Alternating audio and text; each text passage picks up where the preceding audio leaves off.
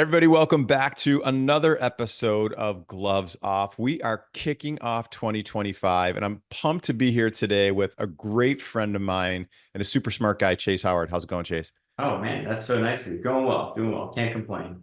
All right, all right. Well, listen, you deal with a lot of dentists at different points along the timeline, and I think this is a great time of the year to like discover that old adage of, we don't plan to fail, we fail to plan. So I want to talk about if I'm a dental associate today, I'm an employee, I'm working in somebody's practice. What am I failing to plan that's leading to my demise? Like, what do I have to be doing right now differently? Yeah, there's a lot of things. First and foremost, you have to be ready, and ready is not a feeling, it's a decision, right? So you need to understand where you want to go in your life and in your career and make that decision to move forward. And then you have to think about all the things that come along with that. Where are you currently working? Do you have an employment agreement? Do you have a restrictive covenant that might, prevent you from leaving and going to work or by the practice that you want to work at? That's really a big kind of hurdle to the start.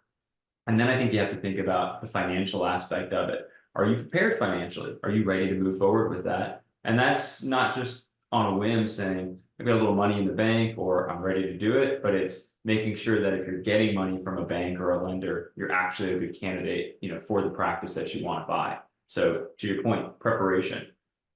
I love that, the legal side and the financial side. So, real quickly on the legal side, let's say it makes sense if I'm going into an associateship to make sure I dot my I's and cross my T's. But let's pretend I'm already there. I've signed a contract without somebody's help, and I maybe signed something that locks me in. Is there anything I can do right now?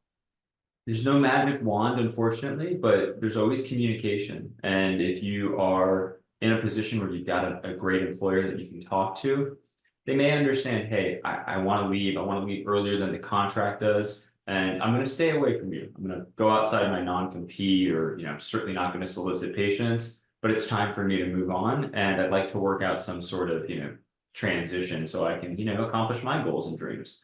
That might spark a conversation with them too, as well, if there's an opportunity to buy in or buy that practice. I love that. So don't be afraid to talk out loud and think, oh my gosh, I'm going to get fired tomorrow and I'm in trouble. Yeah, it's funny because we're kind of taught sometimes it's easier to ask for forgiveness than it is permission. But in the legal world, sometimes it's easier to ask for permission than it is forgiveness, right? You just never know what's going to happen if you do something in violation of a contract. I love that. Guys, thanks for hanging out with us today. Chase, thanks for being here. We're going to come back two more times because we're not just going to talk about failing to plan for you associates. Next time, it's all about new dentist owners. Cheers, guys. Thanks for having me.